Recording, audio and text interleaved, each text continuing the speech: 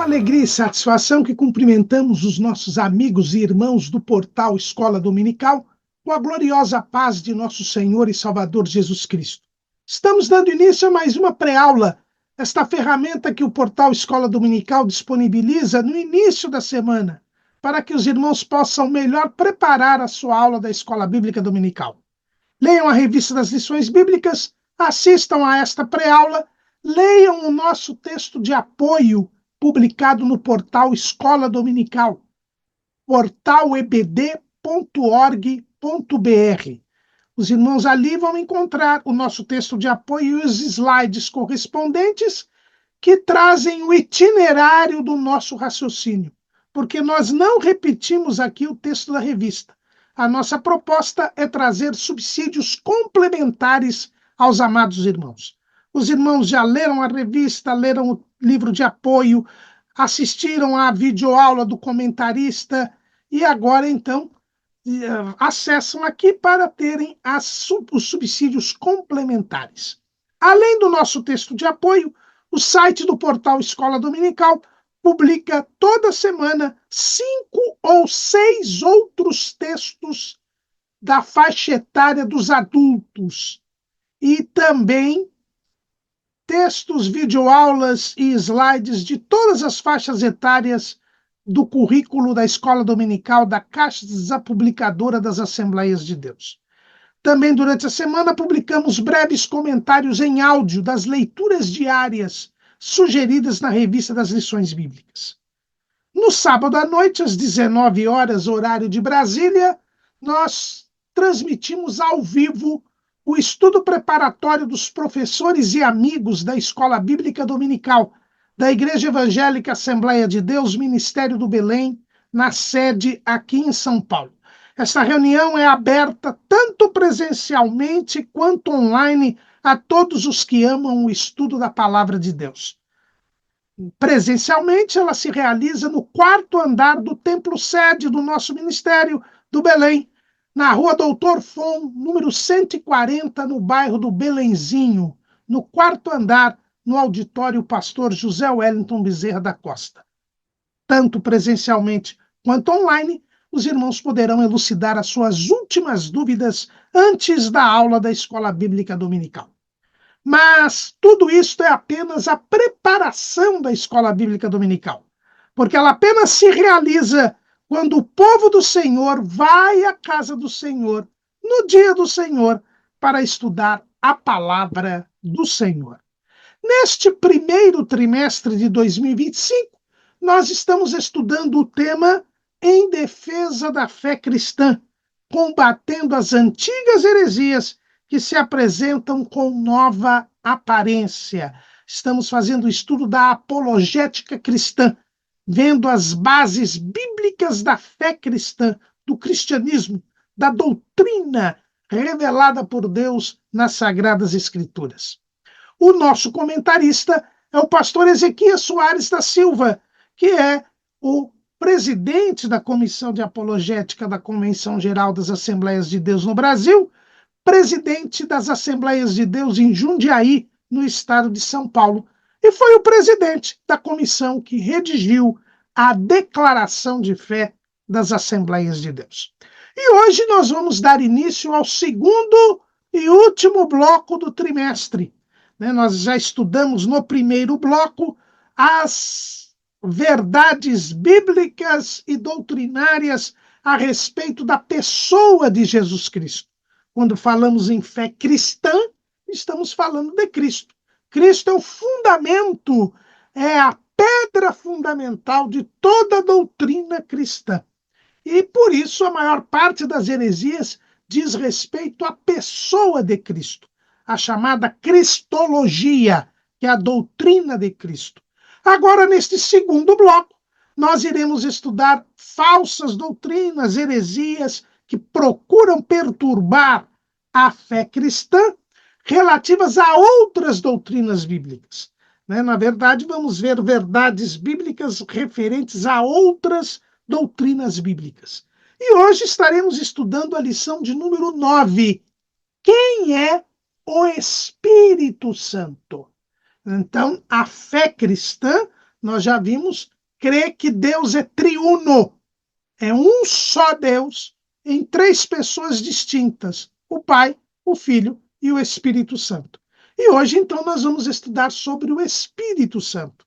O que a Bíblia Sagrada nos ensina a respeito do Espírito Santo, o que Deus nos revelou a respeito do Espírito Santo e como, ao longo da história da Igreja, falsas doutrinas foram criadas em torno desta verdade bíblica. Como o diabo tem fomentado mentiras no meio do povo de Deus a respeito do Espírito Santo. A doutrina do Espírito Santo ela é conhecida como paracletologia. Por quê? Porque a palavra parácletos foi a palavra utilizada por Jesus para se referir ao Espírito Santo. Lá no Evangelho segundo escreveu João, capítulo 14, versículo 16. E eu rogarei ao Pai, e ele vos dará outro Consolador, para que fique convosco para sempre. Consolador aqui é a palavra grega parácletos, que quer dizer kletos, chamado, para, ao lado. O Espírito Santo foi chamado, foi enviado, foi concedido para ficar ao lado do discípulo de Jesus, ao lado da igreja. Há aí um par formado entre a igreja e o Espírito Santo. É por isso que a última vez que o Espírito Santo aparece na Bíblia, lá em Apocalipse, capítulo 22, versículo 19, ele está ao lado da igreja. E o Espírito e a esposa dizem: vem. Então, o Espírito Santo está hoje ao lado da igreja. Ele foi enviado para ficar ao lado da igreja. É por isso que hoje ele atua plenamente na terra. Evidentemente que o Espírito Santo sempre esteve e sempre estará na terra. Por quê? Porque o Espírito Santo é Deus. É uma das verdades bíblicas que nós veremos aqui ao longo desta aula. O Espírito Santo é Deus. Sendo Deus, ele é onipresente. Então, o Espírito Santo sempre esteve na terra e sempre estará na terra enquanto a terra existir. Mas agora ele está atuando plenamente neste mundo. Por quê? Porque ele está ao lado da igreja. Desde o dia de Pentecostes, o Espírito Santo está ao lado da igreja e ficará conosco para sempre, disse o Senhor Jesus aqui em João 14,16. É por isso que a doutrina do Espírito Santo é conhecida como paracletologia.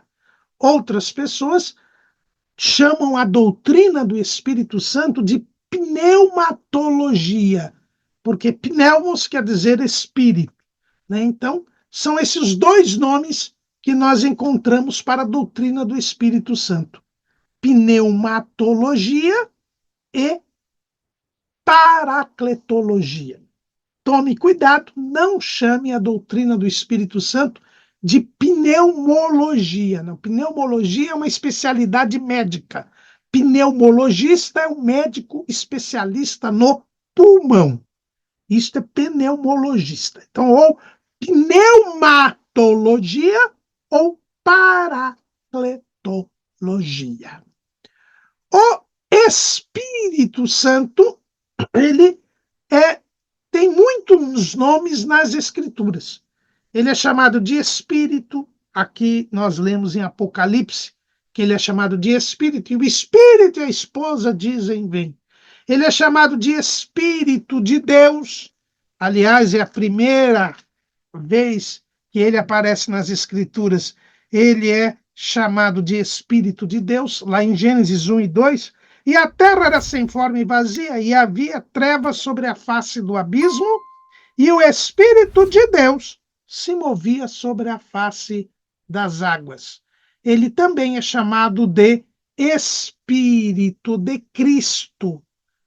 Ele também é chamado de Espírito de Cristo.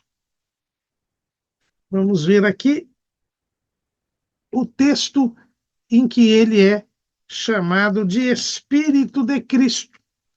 Lá em Romanos 8 e 9. Vós, porém, não estáis na carne, mas no Espírito, se é que o Espírito de Deus habita em vós. Mas se alguém não tem o Espírito de Cristo, esse tal não é dele. Veja que aqui o apóstolo Paulo chama o Espírito Santo de Espírito de Deus e de Espírito de Cristo. Pedro também, lá em 1 de Pedro 1 e 11, ele chama o Espírito Santo de Espírito de Cristo, indagando que tempo ou que ocasião de tempo o Espírito de Cristo que estava neles indicava, anteriormente testificando os sofrimentos que a Cristo haviam de vir e a glória que se lhes havia de seguir. Então, o Espírito Santo ele é chamado de diversas maneiras na Bíblia Sagrada, mas a forma, a nomenclatura pela qual ele é chamado mais vezes, cerca de 68 vezes, é Espírito Santo. É Espírito Santo. Então, essa é a forma, o nome que mais aparece, cerca de 68 vezes, aparece Espírito Santo nas Escrituras. Mas quem é o Espírito Santo? Em primeiro lugar, nós podemos ver que o Espírito Santo é uma pessoa. Nós já temos visto que pessoa é o centro de vontade, sensibilidade e entendimento. Uma pessoa é um ser que pensa, sente e quer. Então, para ser pessoa, é preciso sentir, querer e pensar. Um cachorro não é uma pessoa, porque ele até sente e ele até quer, mas ele não pensa. Por isso ele não é uma pessoa. E isto, inclusive, ultimamente tem sido até discutido como tudo nesses tempos finais, antes do arrebatamento da igreja, com o crescimento do espírito do anticristo, o espírito chamado revolucionário, ele vem querer se opor a tudo o que foi feito por Deus. Só o homem é uma pessoa, o ser humano é uma pessoa na criação terrena. Por quê? Porque ele tem sentimento, ele tem vontade, ele tem razão, ele tem entendimento. Então, uma pessoa é um ser, algo que existe, que quer, pensa e sente. E quando nós vamos à Bíblia Sagrada, nós vamos ver que o Espírito Santo ele é uma pessoa. Por quê? Porque o Espírito Santo ele quer, pensa e sente. Quando nós vamos lá em Romanos, né? Vamos a Romanos, capítulo 8, versículo 27. E aquele que examina os corações sabe qual é a intenção do Espírito. E é ele que, segundo Deus, intercede pelos santos. Aqui, este que examina os corações é Jesus. É Jesus. Mas aqui o texto diz que o Espírito Santo tem intenção. Olha, quem tem uma intenção é porque pensa. Por exemplo, eu tenho a intenção de dar esta aula. Por isso eu comecei a gravá-la. Então, quem tem a intenção, pensa, porque ele projeta, ele planeja algo. A gente fala, isso foi intencional. Quer dizer, isto foi planejado, foi projetado, isto foi pensado. Então, o Espírito Santo, se ele tem intenção, como a Bíblia fala, a intenção do Espírito, isto quer dizer que ele pensa. O Espírito Santo pensa. Mais do que isto também, quando nós vamos lá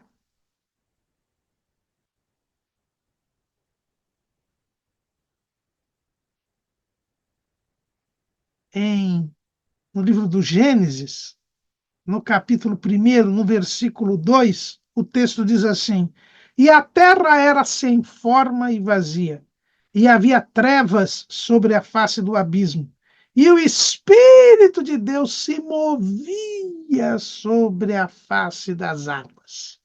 Então, aqui nós vemos que o Espírito de Deus estava organizando, ordenando aquilo que os gregos, na sua mitologia, diziam que antes havia o caos e depois houve o cosmos, a ordem.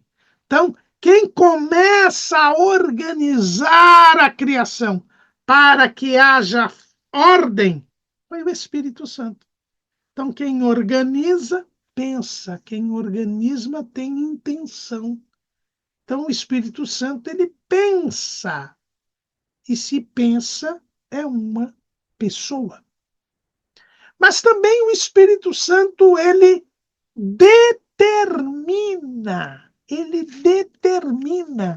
Atos capítulo 15, versículo 28.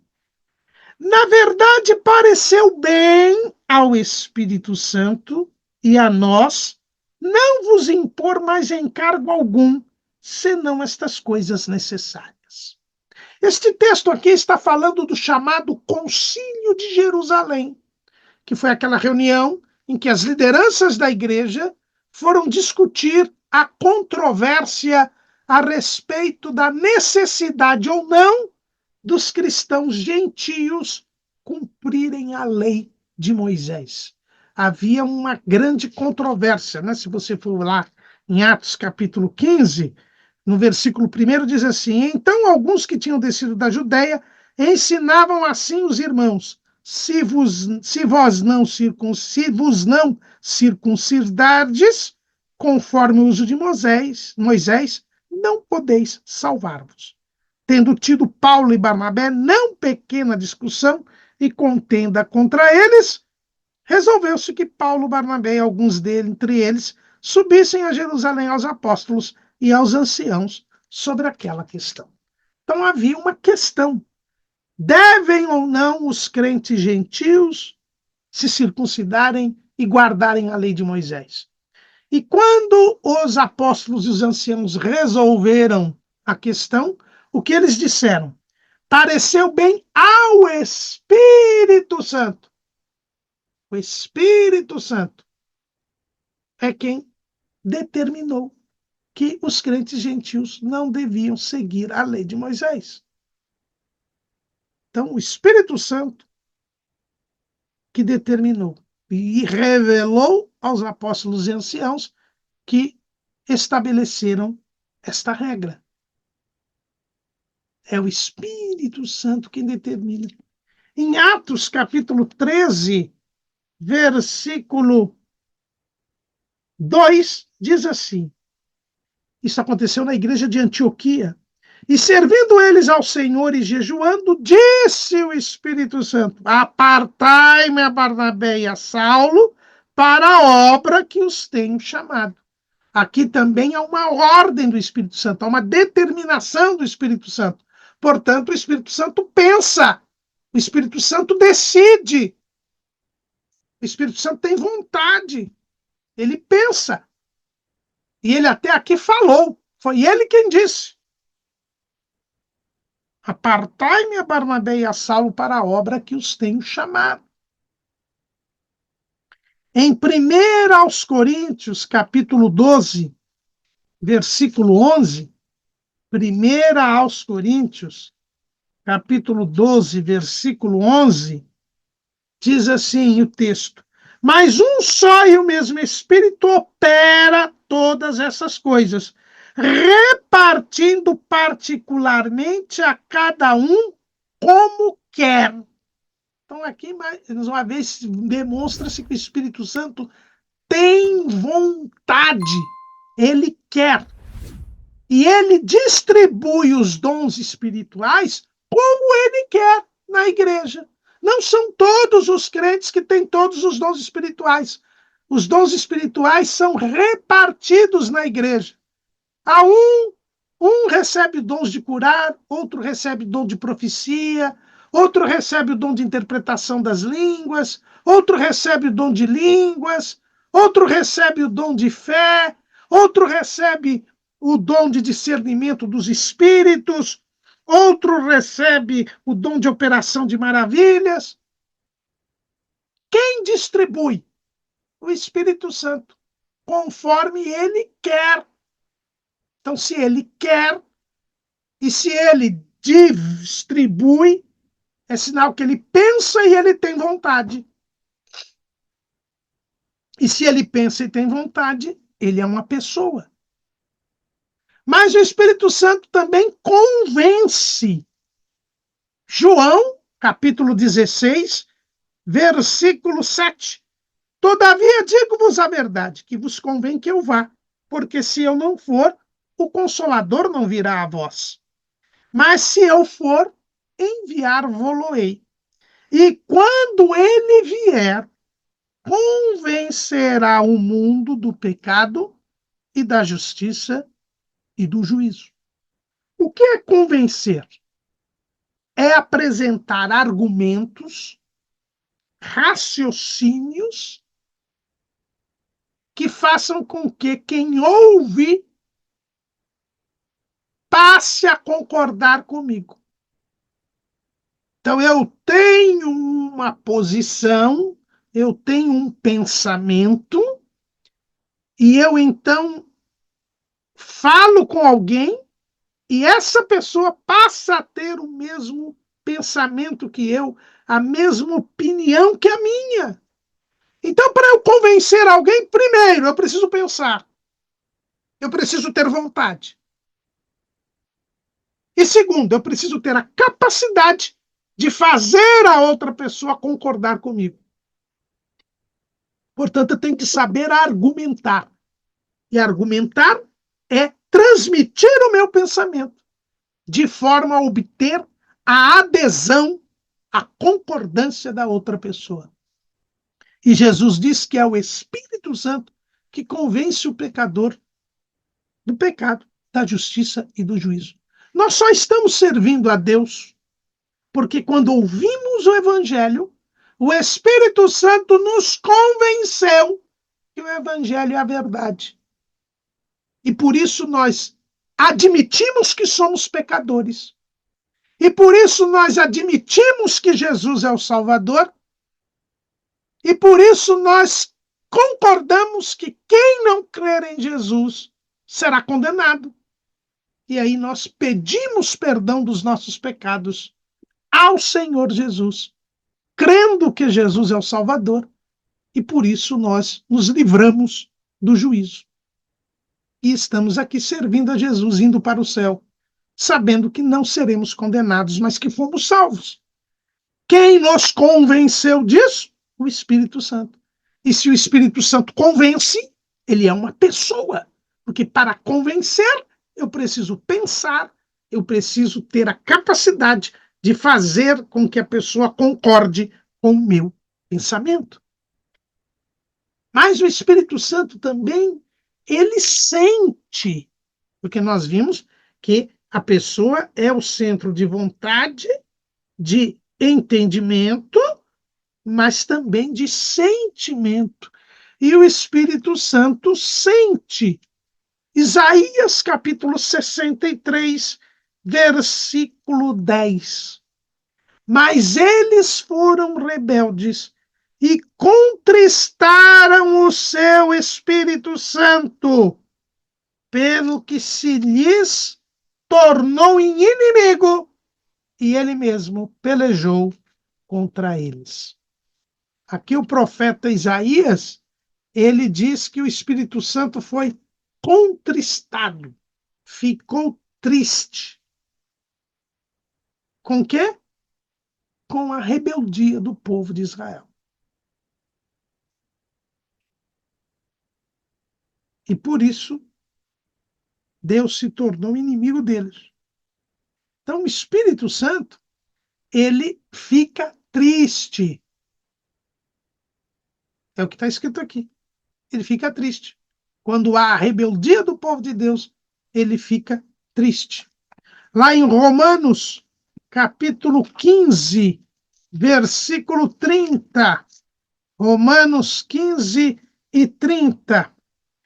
E rogo-vos, irmãos, por nosso Senhor Jesus Cristo e pelo amor do Espírito, que combatais comigo nas vossas orações por mim a Deus. O Espírito Santo ama, porque Paulo aqui está falando do amor do Espírito. Embora amor na Bíblia seja mais comportamento do que sentimento, não deixa de ser um sentimento que leva a um comportamento, a uma conduta. E o Espírito Santo sente, porque ele ama.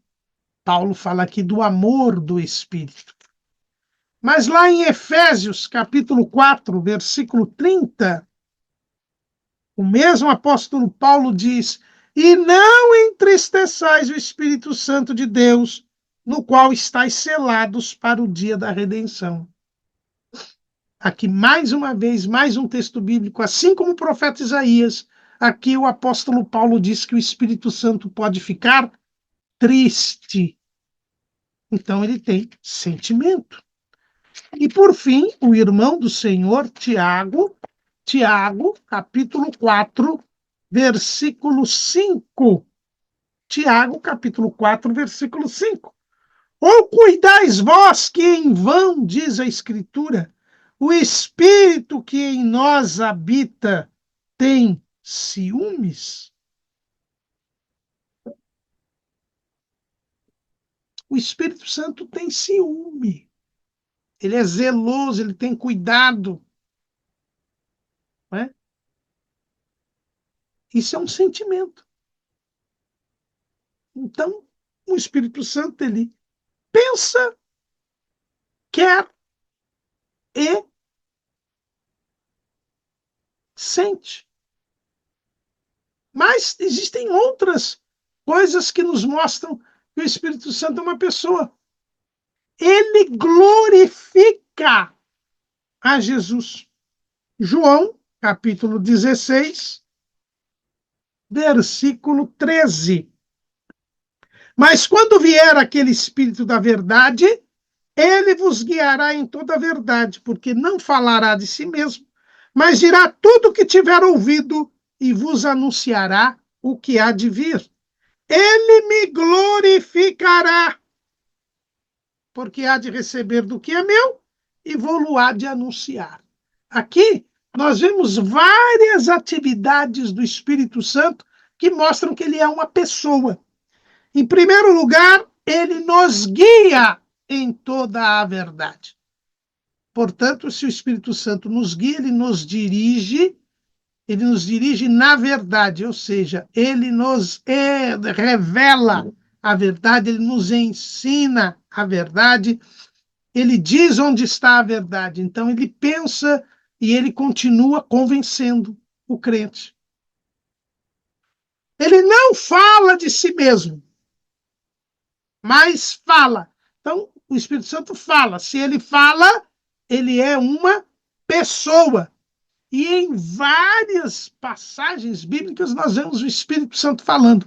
Nós falamos ali, quando ele disse lá na igreja de Antioquia, e disse o Espírito Santo: apartai-me a Barnabé e a Saulo para a obra que eu os tenho chamado.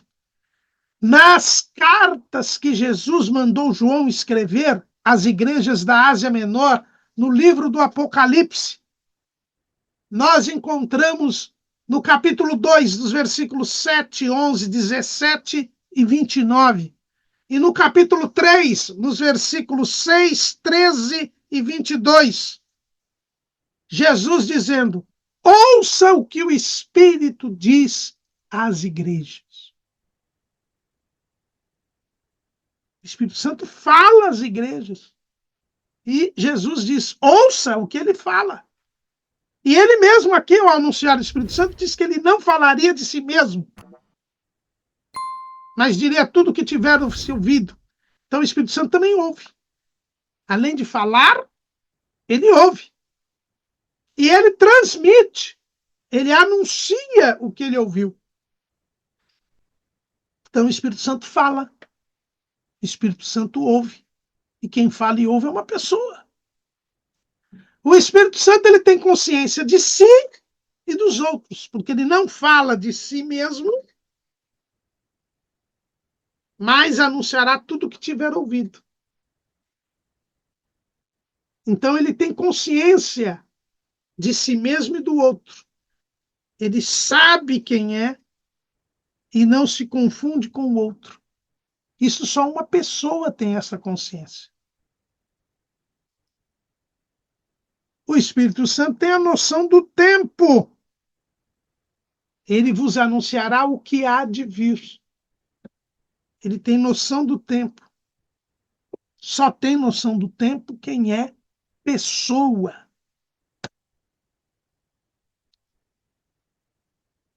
Então ele fala, ele ouve, ele anuncia, ele tem noção do tempo, ele tem consciência de si, ele ensina. João 14 e 26. Mas aquele Consolador, o Espírito Santo, que o Pai enviará em meu nome, vos ensinará todas as coisas e vos fará lembrar de tudo quanto vos tenho dito. Espírito Santo, ele nos faz lembrar, ele ensina. Só uma pessoa pode ensinar. Só uma pessoa pode nos fazer lembrar. Só uma pessoa glorifica. Que glorificar é dar o devido valor, dar a devida honra, dar o devido peso, ter o reconhecimento. E a Bíblia diz aqui, Jesus diz que o Espírito Santo glorificaria a Jesus. Tudo quanto o Espírito Santo faz é para glorificar a Jesus. E quem glorifica é uma pessoa. O Espírito Santo também, ele testifica, ele dá testemunho. Atos capítulo 5, versículo 32. E nós somos testemunhas acerca destas palavras. Nós e também o Espírito Santo, que Deus deu àqueles que lhe obedecem. O Espírito Santo dá testemunho. Lá em Romanos, capítulo 8, versículo 16. 8 e 16. O mesmo Espírito testifica com o nosso Espírito que somos filhos de Deus. É o Espírito Santo, pelo testemunho que ele dá dentro de nós, que nos dá a certeza da salvação. Porque ele dá testemunho, ele traz prova de que nós somos filhos de Deus. Quantas vezes eu e você estamos ali tentados pelo diabo, postos em dúvida quanto à nossa fidelidade a Deus, e o Espírito Santo gera uma circunstância, e nesta circunstância ele nos fala e nos mostra que nós somos filhos de Deus, que nós estamos na vontade de Deus. Lá em Hebreus, capítulo 10, versículo 15, e também o Espírito Santo nolo testifica, porque depois de haver dito, este é o concerto que farei com eles depois daqueles dias, diz o Senhor, porei as minhas leis em seu coração e as escreverei em seus entendimentos, acrescenta, e jamais me lembrarei de seus pecados e de suas iniquidades. O Espírito Santo testifica, dá prova, testemunha que nós fomos perdoados. que nós fomos justificados pelo sacrifício de Jesus na cruz do Calvário. Quantas vezes o inimigo vem nos trazer à lembrança pecados passados, querendo com isto dizer que nós estamos perdidos, e o Espírito Santo trabalha e nos mostra de forma racional, nos fazendo lembrar episódios e ocasiões de nossas vidas em que se demonstra claramente que fomos realmente perdoados e que Deus não se lembra mais das nossas iniquidades. Isto só uma pessoa pode fazer. Só uma pessoa pode dar testemunho. Lá em 1 de João, capítulo 5, versículo 6. Este é aquele que veio por água e sangue, isto é, Jesus Cristo. Não só por água, mas por água e por sangue. E o Espírito é o que testifica, porque o Espírito é a verdade. Então, o Espírito testifica. O próprio João diz aqui. O versículo 7, que muitos dizem que é um acréscimo e que não poderia ser considerado texto autoritário, diz porque 3 são os que testificam no céu, o Pai, a Palavra e o Espírito Santo, e esses 3 são um. Se você tirar esse versículo, porque não estão nos melhores manuscritos, nos mais antigos manuscritos, não tem problema nenhum. O versículo anterior, que está nos manuscritos, diz que o Espírito testifica, porque ele é a verdade.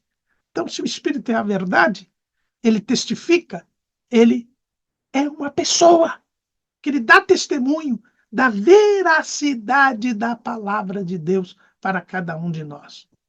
O Espírito Santo, ele luta contra o inimigo. Isaías, capítulo 59, versículo 19. Então temerão o nome do Senhor desde o poente e a sua glória, desde o nascente do sol. Vindo o inimigo como uma corrente de águas, o Espírito do Senhor arvorará contra ele a sua bandeira. O Espírito Santo, ele luta contra o inimigo. Né? Quando fala arvorar a sua bandeira, está falando dos soldados. Né? Na antiguidade,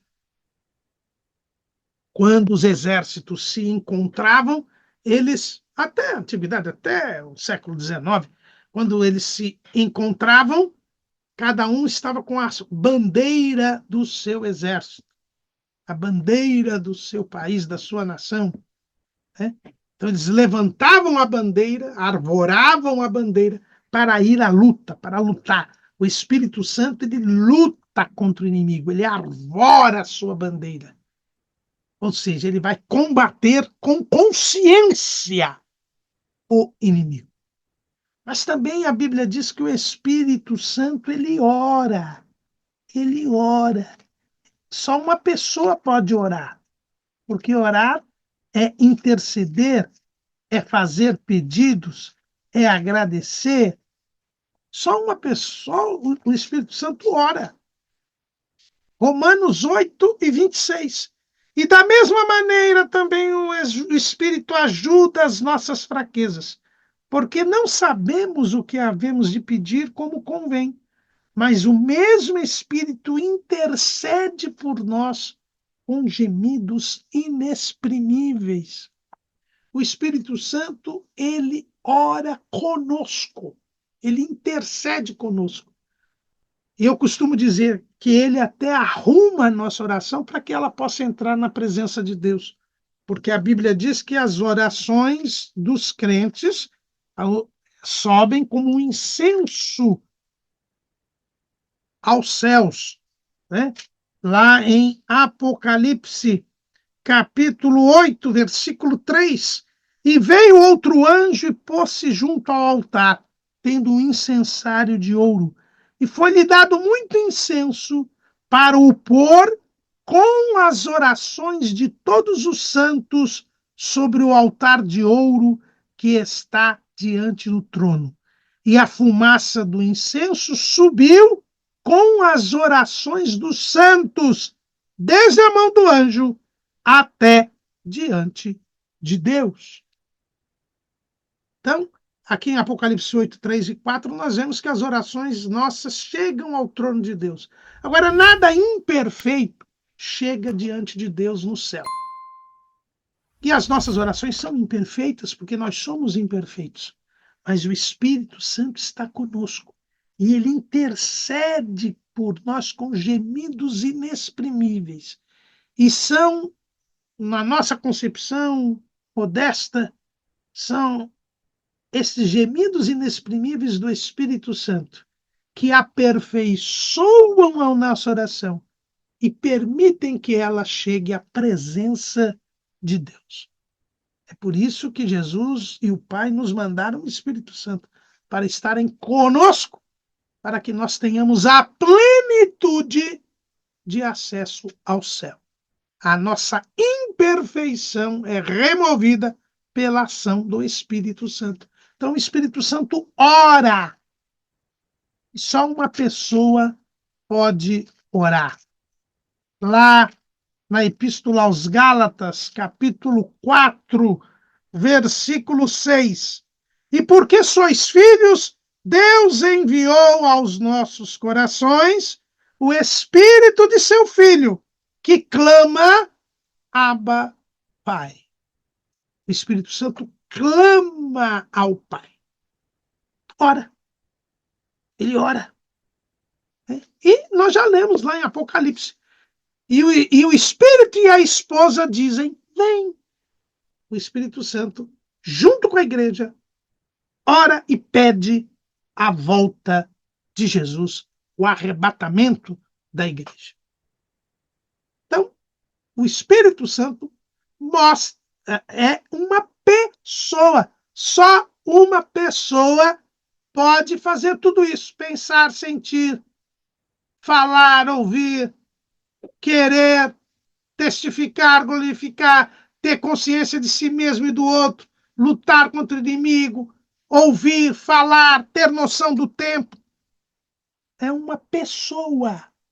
Então não tem fundamento nenhum o que dizem as testemunhas de Jeová, que dizem que o Espírito Santo é uma força ativa de Deus.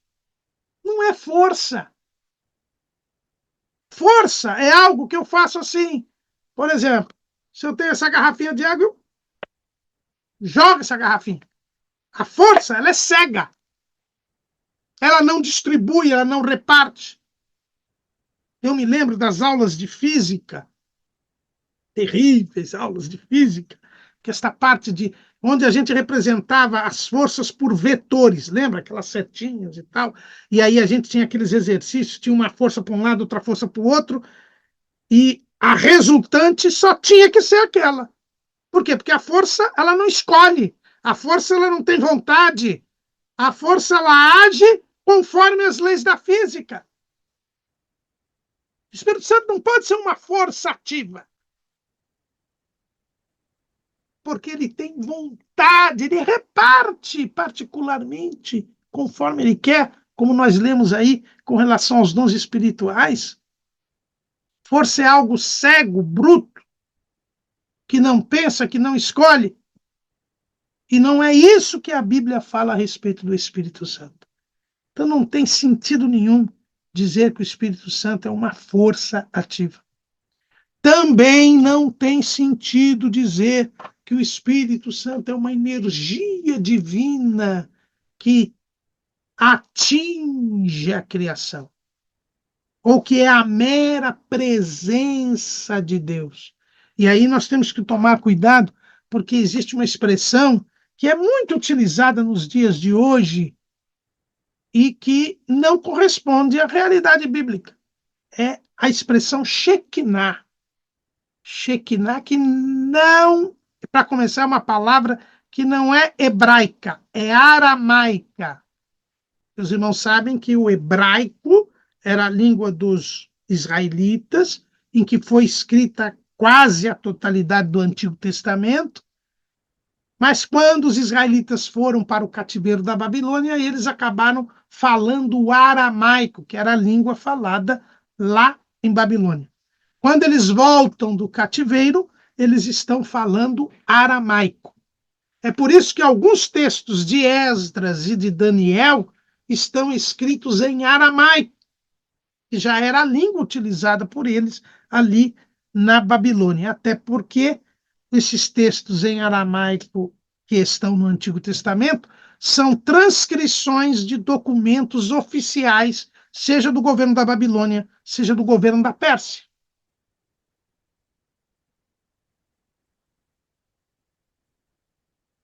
Shekinah é uma palavra aramaica, portanto, é um conceito que surgiu durante o cativeiro da Babilônia, que não foi inserido no texto sagrado, e que fala de uma presença de Deus, de uma radiação de Deus.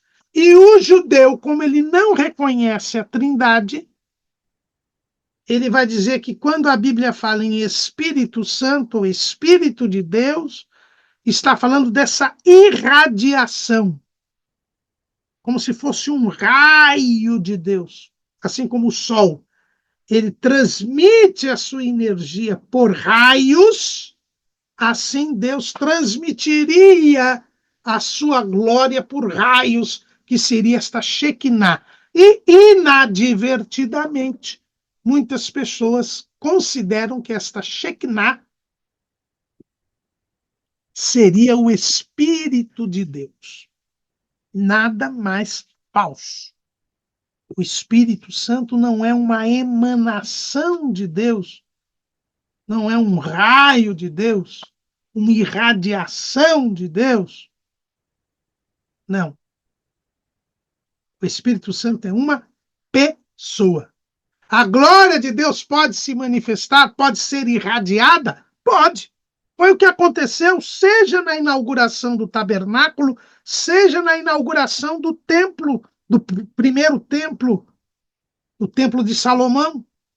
Nestas duas oportunidades, a glória de Deus se manifestou, encheu o tabernáculo, encheu o templo. Fogo desceu do céu e consumiu os holocaustos que seriam oferecidos, né, os animais que seriam oferecidos em holocausto, acendendo o altar de sacrifícios.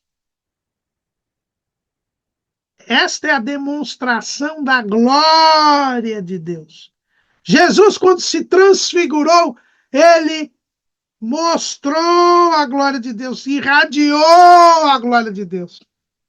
Mas isso nada tem a ver com o Espírito Santo.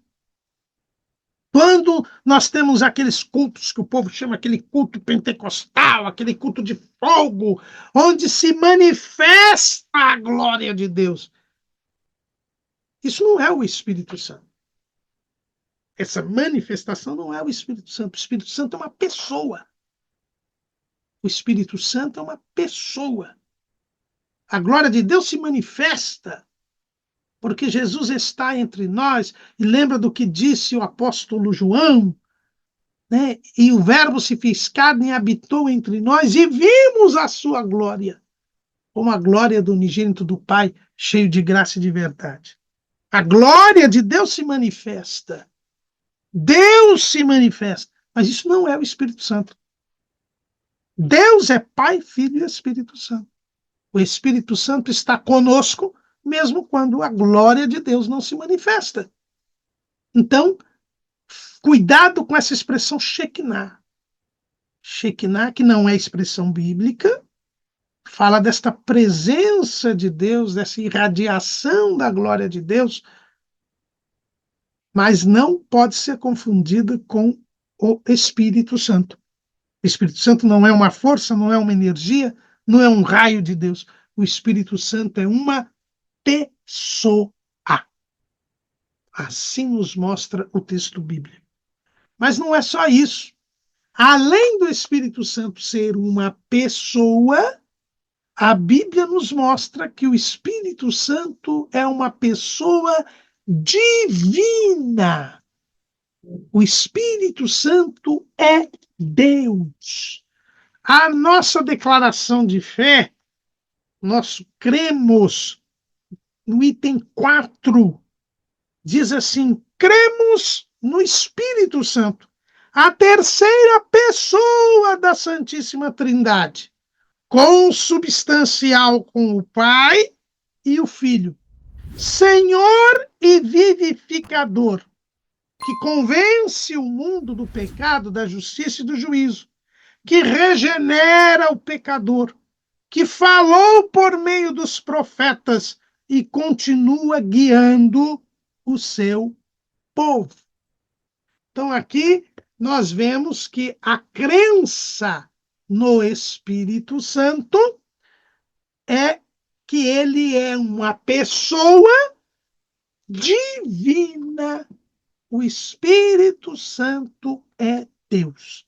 É esta verdade que nós aprendemos das Escrituras. O nosso cremos, eu citei aí o nosso cremos, porque tem um resumo, mas, na verdade, nós não cremos que o Espírito Santo é Deus porque a declaração de fé das Assembleias de Deus diz isto, mas porque a Bíblia diz isto. A Bíblia mostra que o Espírito Santo é Deus. Atos capítulo 5, versículo 3.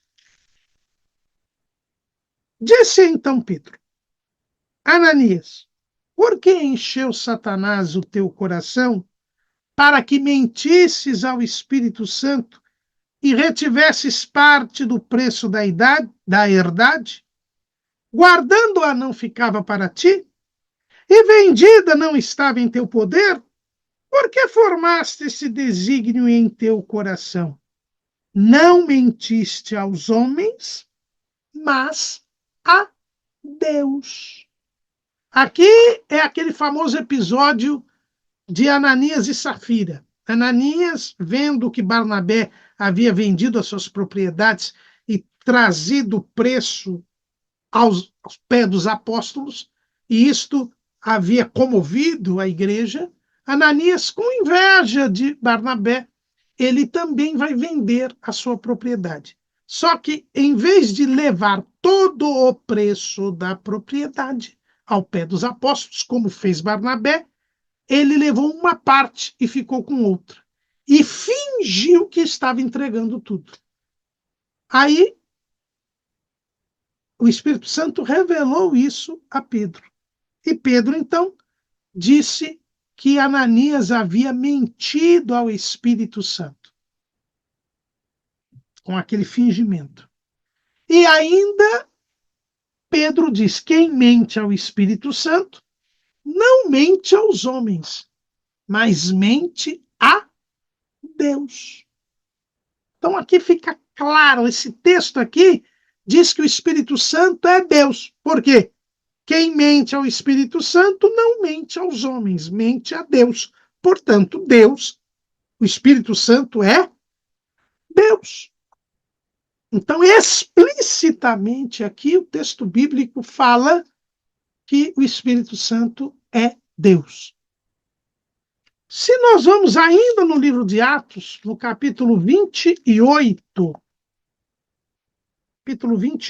de Atos dos Apóstolos, versículo 26, dizendo: vai a este povo, aliás, versículo 25, e como ficaram entre si discordes, se despediram, dizendo Paulo esta palavra: bem falou o Espírito Santo a nossos pais pelo profeta Isaías, dizendo: vai a este povo e dize: de ouvido ouvireis e de maneira nenhuma entendereis, e vendo vereis e de maneira nenhuma percebereis. Porquanto o coração deste povo está endurecido e com os ouvidos ouviram pesadamente e fecharam os olhos, para que nunca os olhos vejam, nem com os ouvidos ouçam, nem do coração entendam e se convertam, e eu os cure. Seja-vos, pois, notório que esta salvação de Deus é enviada aos gentios e eles a ouvirão. Então, aqui, quando Paulo está se dirigindo aos judeus que tinham ido ouvi-lo, quando ele chega a Roma para ser julgado pela primeira vez, e Paulo prega o evangelho aos judeus e muitos não aceitam. E então Paulo diz: bem falou o Espírito Santo a nossos pais, pelo profeta Isaías. E então ele faz esta citação. E no final desta citação do livro do profeta Isaías, termina assim: se convertam e eu os cure. Então, esse cure aí, eu os salve. Então, é Deus quem vai salvar. É a salvação de Deus. Tanto que Paulo diz: esta salvação de Deus vai ser agora anunciada aos gentios. Já que vocês não aceitaram, eu vou anunciar aos gentios. É a salvação de Deus. Mas foi quem disse pelo profeta Isaías? O Espírito Santo. Então, esta salvação de Deus, eu os cure, quem disse foi o Espírito Santo. Então, é mais um texto. Agora, implicitamente, o texto bíblico chama o Espírito Santo de Deus. Mas nós temos ainda o texto de 2 aos Coríntios, capítulo 3, versículo 18. Mas todos nós, com cara descoberta, refletindo como um espelho a glória do Senhor, somos transformados de glória em glória na mesma imagem, como pelo Espírito do Senhor. Então, aqui, esse texto, né, aliás, completa o versículo anterior, o versículo 17. Ora, o Senhor é o Espírito, e onde está o Espírito do Senhor, ali a liberdade. Mas todos nós, com cara descoberta, refletindo como um espelho a glória do Senhor, somos transformados de glória em glória na mesma imagem, como pelo Espírito do Senhor. Então, aqui, o que o texto diz? O Senhor é o Espírito. Então, o Espírito é o Senhor. E curious aqui é uma expressão utilizada a Deus. Então, quando Paulo diz que o Senhor é o Espírito, ele está dizendo que o Espírito é Deus. Ele está dizendo que o Espírito é Deus. Então, quando ele diz o Senhor é o Espírito, ele está dizendo que o Espírito é Deus.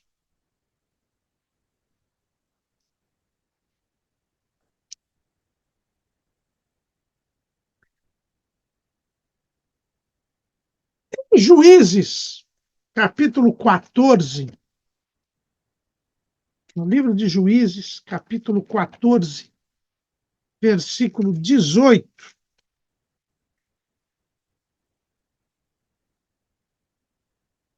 Juízes, capítulo 14, versículo 18. O texto diz assim: disseram-lhe, pois, os homens daquela cidade ao 7º dia, antes de se pôr o sol: que coisa mais doce do que o mel? E que coisa mais forte do que o leão? E ele lhes disse: se vós não lavrasseis com a minha novilha, nunca terias descoberto o meu enigma. Então o Espírito do Senhor tão possantemente se apossou dele, que desceu aos ascalonitas e matou deles 30 homens, e tomou as suas vestes, e deu as mudas de vestes aos que declararam o enigma. Porém, acendeu-se a sua ira, e subiu à casa de seu pai. Aqui nós vemos que o Espírito do Senhor se apossou dele. E quando a Bíblia fala que o Espírito do Senhor, ele usa o Espírito de Yahvé, a palavra do nome de Deus. Então aqui se infere que o Espírito do Senhor é Yahvé, é Deus. E ainda no mesmo capítulo 15, versículo 14, e diz ainda: e vindo ele a Leí, os filisteus lhe saíram ao encontro jubilando. Porém o Espírito do Senhor, e Yahvé aqui de novo, possantemente se apossou dele, e as cordas que ele tinha nos braços se tornaram como fios de linho que estão queimados, e as suas amarraduras se desfizeram das suas mãos. Então, aqui é chamado Espírito do Senhor Yahvé,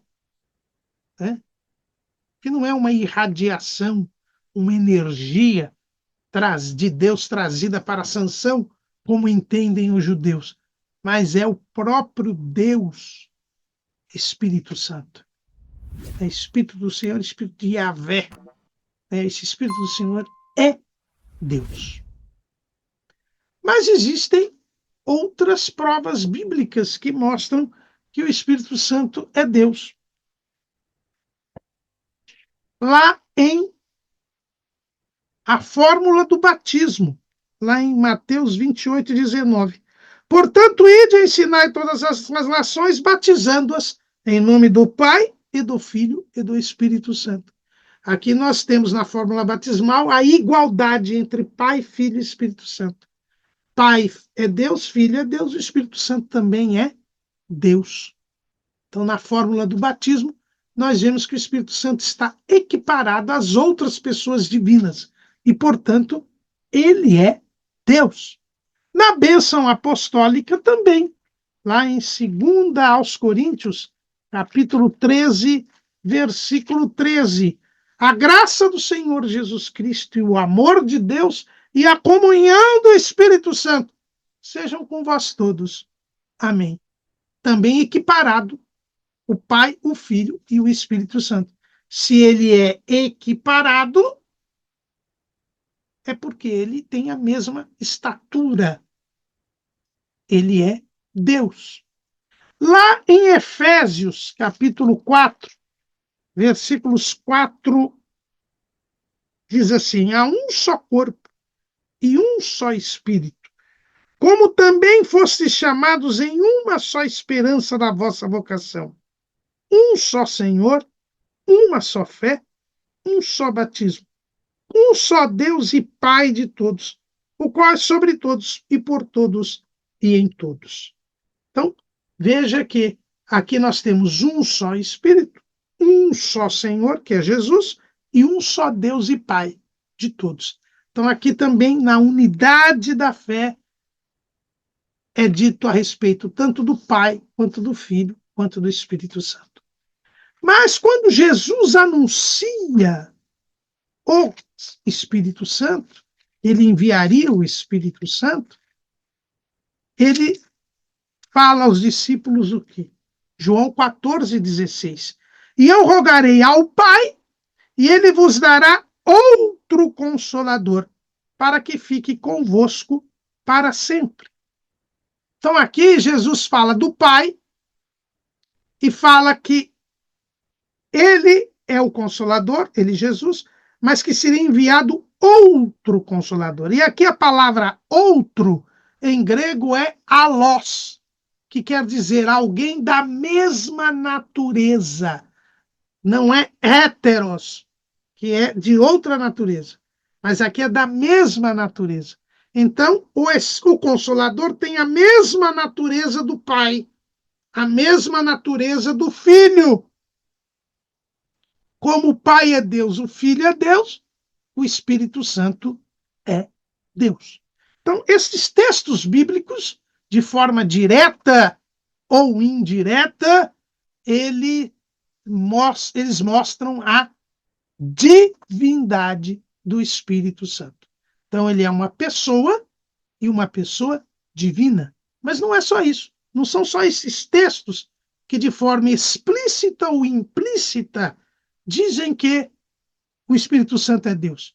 Os atributos divinos são mostrados na Bíblia Sagrada por parte do Espírito Santo. A Bíblia diz que o Espírito Santo tem os atributos divinos, e só tem os atributos divinos quem é Deus. Lá em 1 Coríntios, capítulo 2, 1 aos Coríntios, capítulo 2, versículo 10. Mas Deus não-las revelou pelo seu Espírito, porque o Espírito penetra todas as coisas, ainda as profundezas de Deus. Porque qual dos homens sabe as coisas do homem, senão o Espírito do homem que nele está? Assim também ninguém sabe as coisas de Deus, senão o Espírito de Deus. O Espírito de Deus sabe tudo que Deus sabe, então ele é Deus.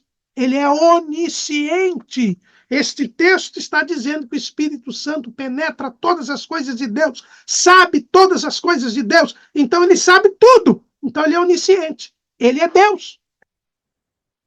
Então, a Bíblia diz que o Espírito Santo é onisciente. Se o Espírito Santo é onisciente, ele é Deus. Mas o texto bíblico também diz que o Espírito Santo é onipresente. Salmo 139, versículo 7. Para onde me irei do teu Espírito? Ou para onde fugirei da tua face? Se subir ao céu, tu aí estás. Se fizer no céu a minha cama, eis que tu ali estás também. Se tomar as asas da alva, se habitar nas extremidades do mar, até ali a tua mão me guiará e a tua destra me susterá. Se disser de certo que as trevas me encobrirão, então a noite será luz à roda de mim. Nem ainda as trevas me escondem de ti, mas a noite resplandece como o dia. As trevas e a luz são para ti a mesma coisa. O Espírito Santo é onipresente, ele está em todos os lugares, tanto no céu quanto lá no Seol, no Hades, no lugar dos mortos. O Espírito Santo está em todos os lugares. É por isso que nós não podemos dizer que quando Jesus vier buscar a igreja, o Espírito Santo vai embora. O Espírito Santo vai deixar a terra. Não é verdade. O Espírito Santo não vai deixar a terra porque ele é Deus. E Deus é onipresente. Quando a terra era sem forma e vazia, o Espírito de Deus já se movia sobre a face das águas. E não tinha nem ser humano. O Espírito Santo não vai sair da terra, como dizem por aí.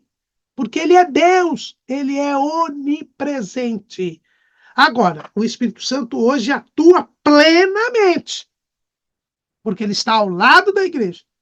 E quando a igreja for arrebatada, ele vai passar a atuar limitadamente, como atuou antes da igreja surgir na história da humanidade. Mas o Espírito Santo também, ele é onipotente. Lucas, capítulo 1, versículo 35. E respondendo o anjo, disse-lhe: descerá sobre ti o Espírito Santo, e a virtude do Altíssimo te cobrirá com a sua sombra, pelo que também o santo que de ti há de nascer será chamado Filho de Deus. E eis que também Isabel, tua prima, concebeu um filho em sua velhice. E é este o 6º mês para aquela que era chamada estéril. Porque para Deus nada é impossível. Então, o Espírito Santo, inclusive aquele é chamado de Deus, o Espírito Santo desceria sobre Maria e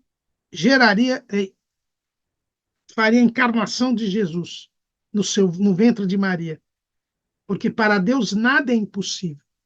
Então, o Espírito Santo faria aquilo porque ele pode fazer todas as coisas. Ele é onipotente. Ele é onipotente, porque para Deus, e aqui é o Espírito Santo quem estava formando Jesus no ventre de Maria, é dito que nada é impossível. O Espírito Santo fez aquilo porque ele pode todas as coisas. 1 aos Coríntios 12 e 11. Mas um só e o mesmo Espírito opera todas essas coisas. Ele faz tudo. Ele pode fazer tudo. Por quê? Porque ele é onipotente. Se ele é onisciente, se ele é onipresente, se ele é onipotente, o Espírito Santo é Deus. Lá em Hebreus, capítulo 9, versículo 14. Quanto mais o sangue de Cristo, que pelo Espírito eterno se ofereceu a si mesmo imaculado a Deus, purificará a vossa consciência das obras mortais para servirdes ao Deus vivo. O Espírito Santo é chamado aqui de eterno. E quem é eterno? Deus. Só Deus é eterno, não tem começo nem fim. Se o Espírito Santo é chamado de eterno, é porque ele é Deus. O Espírito é santo, né? O nome Espírito Santo. E eu disse erroneamente no início da aula que eram 68 vezes, na verdade, por 85 vezes, o Espírito ele é chamado de Espírito Santo na Bíblia. Então não tem outra pessoa divina mais chamada de santo do que o Espírito Santo. Se ele é santo, ele é Deus. Lembrem-se dos serafins, lá no capítulo 6 de Isaías. Eles, neste momento, estão aclamando no céu: Santo, o Pai, Santo, o Filho, Santo, o Espírito Santo. É o Senhor dos exércitos. Toda a terra está cheia da sua glória. O Espírito Santo, nós já lemos lá em 1 de João 5 e 6, é a verdade. O Espírito é a verdade. João 4, 16 e 13, que nós também já lemos, diz o Espírito da verdade. Deus é a verdade. Então, se o Espírito é a verdade, é porque o Espírito é Deus. Também nós já lemos lá em Romanos 15 e 30, o amor do Espírito. E lá em Romanos 5 e 5, Romanos 5 e 5, e a esperança não traz confusão, porquanto o amor de Deus está derramado em nosso coração pelo Espírito Santo que nos foi dado. O Espírito Santo, por ser Deus, derrama o amor de Deus no nosso coração. E Deus é amor. Então, se o Espírito Santo é amor, Deus é amor. Se quando nós recebemos o Espírito Santo, recebemos o amor de Deus, é porque o Espírito Santo é Deus. Deus é a fonte da vida. E o Espírito Santo é chamado de fonte de vida. Romanos 8 e 2. Porque a lei do Espírito de vida em Cristo Jesus me livrou da lei do pecado e da morte. O Espírito Santo é vida. Se ele é vida, é Deus. Porque Deus é vida. Quem desobedece ao Espírito Santo, a Bíblia diz que peca. Hebreus 10 e 29. De quanto maior castigo cuidais vós, será julgado, merecedor aquele que pisar o Filho de Deus e tiver por profano o sangue do testamento, com que foi tão santificado, e fizer agravo ao Espírito da graça. Quem agrava ao Espírito, quem peca contra o Espírito, quem ofende o Espírito, peca. E o que é pecado? É uma transgressão contra Deus. Se desobedecer ao Espírito Santo é desobedecer a Deus, isto quer dizer que o Espírito Santo é Deus. E Jesus vai mais além. Ele diz que a blasfêmia contra o Espírito Santo é um pecado sem perdão. Quem blasfemar contra o Pai tem perdão. Quem blasfemar contra o Filho tem perdão. Mas quem blasfemar contra o Espírito Santo não tem perdão. Então, como dizer que o Espírito Santo não é Deus? Se a blasfêmia contra o Espírito Santo é um perdão que não, é um pecado que não tem perdão. Marcos 3 e 29. Qualquer que, porém, que blasfemar contra o Espírito Santo, nunca obterá perdão, mas será réu do eterno juízo. Porque diziam, tem espírito imundo. atribuir ao diabo o que é feito pelo Espírito Santo, como fizeram aqueles homens quando disseram que Jesus estava operando milagres pelo diabo, isso é blasfemar contra o Espírito Santo. Isso é pecado. E pecado que não tem perdão. Então, o Espírito Santo é Deus. Porque quem ofende o Espírito Santo peca. E pecado é uma transgressão contra Deus.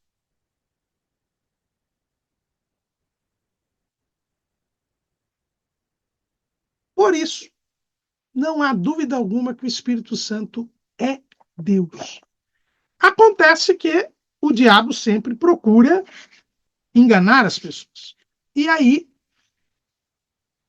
um bispo de Constantinopla, chamado Macedônio, depois que se definiu que se chegou à conclusão que Jesus é Deus, lá no Concílio de Nicéia, em 325, e voltamos a dizer, a igreja não passou a reconhecer Jesus como Deus por causa do Concílio de Nicéia.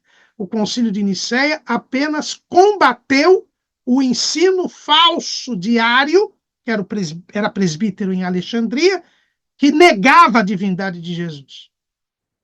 Que também já não era novidade, porque lá, um pouco depois dos tempos apostólicos, já tinha aparecido uma heresia chamada dos ebionitas, que negavam a divindade de Jesus.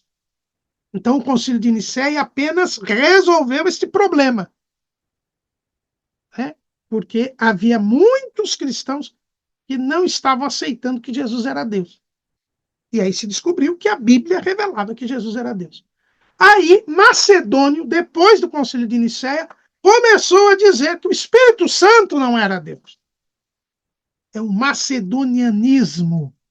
E aí, então, foi convocado um novo concílio, que foi o primeiro concílio de Constantinopla. E nesse primeiro concílio de Constantinopla foi definido que o Espírito Santo é Deus, com todas estas provas bíblicas que nós fizemos aqui. Então, lá no século IV, apareceu alguém dizendo que o Espírito Santo não era Deus. Aí foi feito esse primeiro concílio de Constantinopla, que foi convocado pelo imperador Teodósio II, e neste concílio se definiu que o Espírito Santo é Deus. Veja lá, e aí foi modificado o credo niceno para ser incluída esta parte do Espírito Santo no credo niceno constantinopolitano, que é esse credo que os católicos romanos sempre declamam nas suas missas. Creio e no Espírito Santo, o Senhor e vivificador, o que procede do Pai e do Filho, o que juntamente com o Pai e o Filho é adorado e glorificado, o que falou por meio dos profetas. Foi isso que foi definido no primeiro concílio de Constantinopla, né, que o Espírito Santo ele é Senhor, ou seja, ele é Deus. Ele é vivificador, porque ele traz vida. Ele traz vida. Ele vivifica. É o que está escrito lá, tanto no nosso item 4 do Cremos, da Declaração de Fé das Assembleias de Deus, que se baseia aqui no credo niceno constantinopolitano, mas também nós lemos lá em 1 aos Coríntios, capítulo 15. Capítulo 15 de 1 aos Coríntios. Versículo 22. Porque assim como todos morrem em Adão, assim também todos serão vivificados em Cristo. E esta vivificação se dá pelo convencimento do Espírito Santo, como nós vimos. O Espírito Santo nos convence a crer em Jesus. Ele é o Espírito de vida, como nós já lemos também aqui, Paulo escrevendo aos Romanos no capítulo 8. Isso, aliás, estava profetizado por Oséias. Oséias 14:7. Voltarão os que se assentarem à sua sombra, serão vivificados como o trigo e florescerão como a vide. A sua memória será como o vinho do Líbano. Então, aqui nós vemos a operação do Espírito Santo, né? Que nos vivifica, nos traz a vida, porque nos convence e nós cremos em Jesus. É o que Jesus diz: quem crê em mim passou da morte para a vida. E quem é o vivificador é o Espírito Santo. O Espírito Santo que nos convence a receber Jesus, que é a vida. Então, ele é Senhor e vivificador, que é a expressão que está no nosso item 4 do item 4 do nosso cremos. Então, ele é Deus. Ele é o Senhor e vivificador. Então, essa história do macedônio deve ser tirada para fora, né? O Espírito Santo é Deus, é uma pessoa divina. E uma pessoa que não se confunde nem com o Pai, nem com o Filho. É a triunidade de Deus. Nós já vimos que as pessoas são distintas e são iguais em glória e majestade. O Espírito Santo ele não se confunde com o Pai. Por quê? Porque ele foi enviado pelo Pai. Jesus dizia: eu rogarei ao Pai, e ele vos dará outro Consolador, para que fique convosco para sempre. Olha, se o Espírito Santo vai ser enviado pelo Pai, e ele é outro que não é Jesus, ele não é nem o Pai, nem o Filho. Ele é uma pessoa distinta, embora seja um único Deus. O Espírito Santo também não se confunde com o Pai, porque nós já lemos lá em Gálatas 4:6 que o Espírito Santo clama ao Pai. Se o Espírito Santo clama ao Pai, se ele ora conosco com gemidos inexprimíveis e nós oramos ao Pai, não foi assim que Jesus nos ensinou?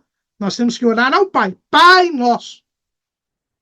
Então, nós precisamos, se o Espírito Santo ora conosco ao Pai, ele não é o Pai. Mais ainda, o Espírito Santo não se confunde com o Filho. Por quê? Porque Jesus disse: eu rogarei ao Pai e ele vos dará outro Consolador. Então ele está dizendo que Jesus está dizendo que o Espírito Santo é outro em relação a ele, embora da mesma natureza, alós. Então ele não é o Espírito Santo. Jesus não é o Espírito Santo. O Espírito Santo é distinto de Jesus. Quando Jesus soprou sobre os discípulos, João 20 e 22. E havendo dito isto, assoprou sobre eles e disse-lhes: recebei o Espírito Santo. Então é sinal que Jesus não é o Espírito Santo. Porque ele disse que eles iriam receber o Espírito Santo e ele estava ali com eles. Eles já tinham recebido a Jesus no cenáculo, mas ainda não tinham recebido o Espírito Santo. Então o Espírito Santo não se confunde com Jesus. Lá em João 7:37, Jesus diz: e no último dia, o grande dia da festa, Jesus pôs-se em pé e clamou, dizendo: se alguém tem sede, que venha a mim e beba. Quem crê em mim, como diz a Escritura, rios de água viva correrão do seu ventre. E isso disse ele do Espírito, que haviam de receber os que nele crescem, porque o Espírito Santo ainda não fora dado, por ainda Jesus não ter sido glorificado. Então Jesus já estava com eles, já era o Deus conosco, mas o Espírito Santo não estava, não tinha sido dado. Sinal que Jesus não se confunde com o Espírito Santo. Quando o Espírito e a esposa dizem: vem, estão se dirigindo, pedindo que Jesus venha, mas o Espírito Santo já está com ela. Então o Espírito Santo não se confunde com o Filho. Sem falar no batismo de Jesus, que nós já falamos na lição sobre a triunidade de Deus, que o batismo de Jesus mostra muito bem que Jesus, o Pai e o Espírito Santo são distintos. Jesus estava saindo da água e o Espírito Santo, na forma corpórea de uma pomba, pousou sobre ele. Então, o Espírito Santo não se confunde com o Pai, nem com o Filho. Quem é o Espírito Santo? O Espírito Santo é Deus, é uma pessoa divina. A terceira pessoa da Trindade. A gente fala terceira pessoa no sentido da fórmula batismal, porque é em nome do Pai, do Filho e do Espírito Santo. É a terceira pessoa que é declinada na fórmula batismal. É só por isso que a gente chama terceira pessoa, porque elas são iguais, elas têm a mesma natureza e, portanto, um não vem depois da outra, porque elas são eternas. O Espírito Santo é a pessoa divina que está ao lado da igreja e que nos guia e nos dirige até que Jesus venha. Amém.